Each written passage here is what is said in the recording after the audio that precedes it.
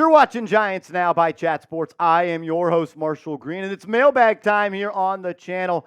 I love doing these mailbags, especially in the offseason. Just get to interact with you guys and answer questions that you have about the New York Giants. So if you didn't get your question featured on the show, it means you're not subscribed. So change it. Hit that subscribe button and turn your notifications on. That way you can join us next Monday when we're live on the channel.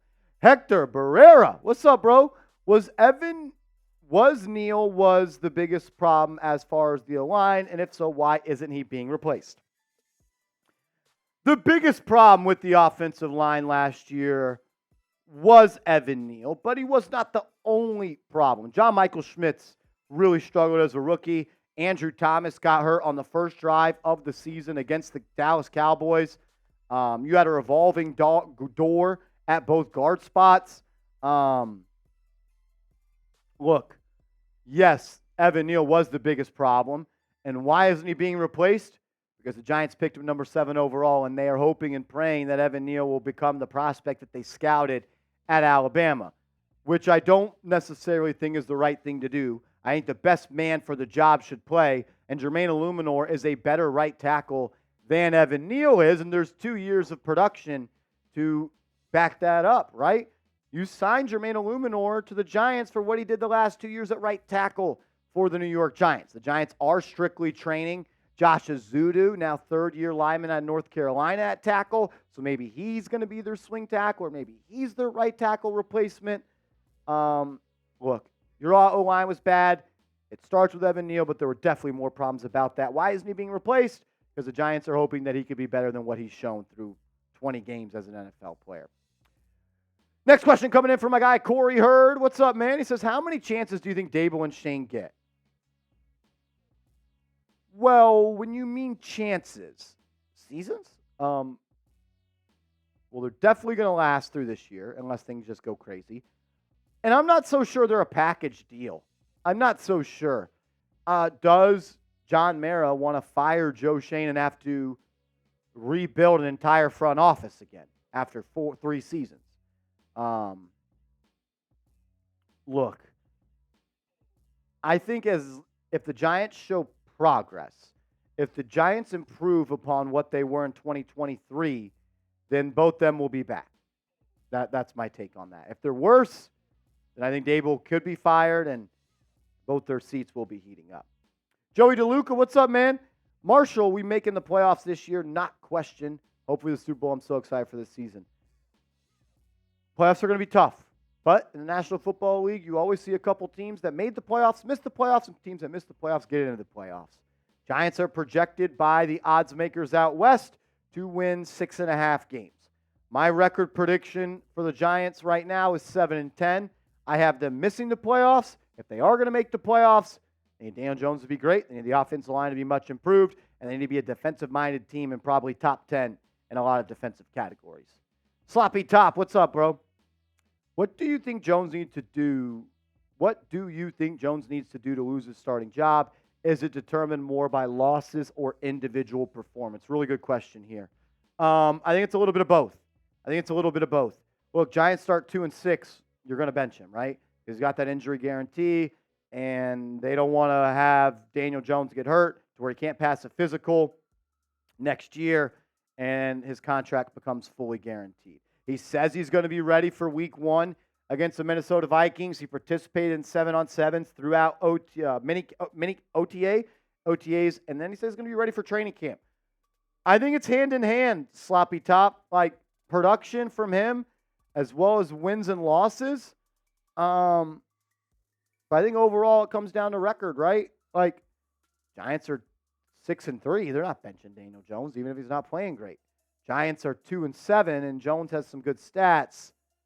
I think that kind of tells you everything you need to know about Daniel Jones as a football player. I think record is going to be probably the most important thing for Daniel Jones. Got to win football games. Number one job as a quarterback is to win football games. He needs to do that to keep his job. Dustin Burns, over 8 sacks. Over. Easy over. I think Brian Burns should be pushing for double digits. And he's going to be competing with Kayvon Thibodeau as well as Dexter Lawrence. Give me the over on 8 sacks. Pretty confident in that one. It's all good. We don't even have to hit it in this one then. I'll give me the over in 8 sacks for Brian Burns. Look, he needs to be. You gave up $150 million for him. You gave up a second-round pick. I think anything under 8 sacks could pretty much be considered a disappointment for the New York Giants and him. Gilly, what's up? Marsh, over, under, top 10 defense.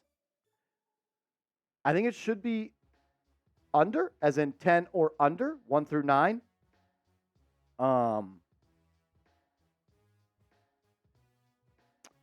Like Dexter Lawrence, Kayvon Thibodeau, Brian Burns, Bobby Okereke, Micah McFadden, Deontay Banks, Jason Pinnock, second-round pick Tyler Newman. Like, there's talent, there's players, there's dudes on that side of the field. But as we know, your offense can also set up your defense for success or not. It needs to be complementary football. All touchdowns are not created equal. Giants give up a 99-yard drive and a touchdown compared to Daniel Jones throwing an an interception in his own side of the field. They only got to go 20 yards. It's completely different. Giants do play complementary football. I will say the Giants are top 10 in some defensive categories next year. They're a playoff team. It'll be most of them. 6.5 wins for the Giants. That's my question for everybody watching right now. 6.5 wins for the Giants this year. Type O for over. Type U for under. I want to hear from everybody watching the show. I'll go over. I got them at 7-10 right now. Things could change. What's up, STX Diego? Marsh, do you think Nabers is going to have over 1,000 yards? I'd say yeah. Right around there. The Giants are going to force the ball to Malik Nabers, and they should, right? Like, you force feed your best player. That's what good football teams do.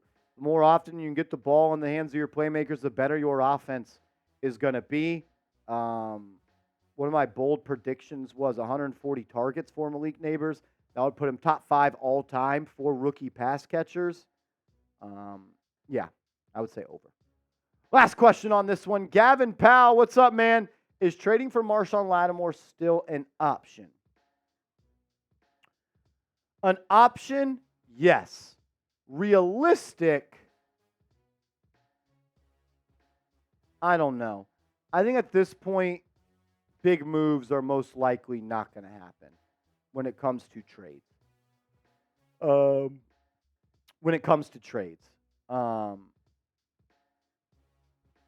think the Saints are cool with having him on the team this year. Next year, he might be cut, though. I would say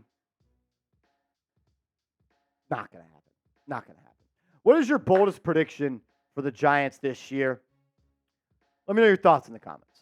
Boldest prediction for the Giants this year. Let me know your thoughts. And if you want to continue the conversation, you can hit me up on social media. I'm on Twitter. I'm on IG. Give me a follow, and let's go Big Blue.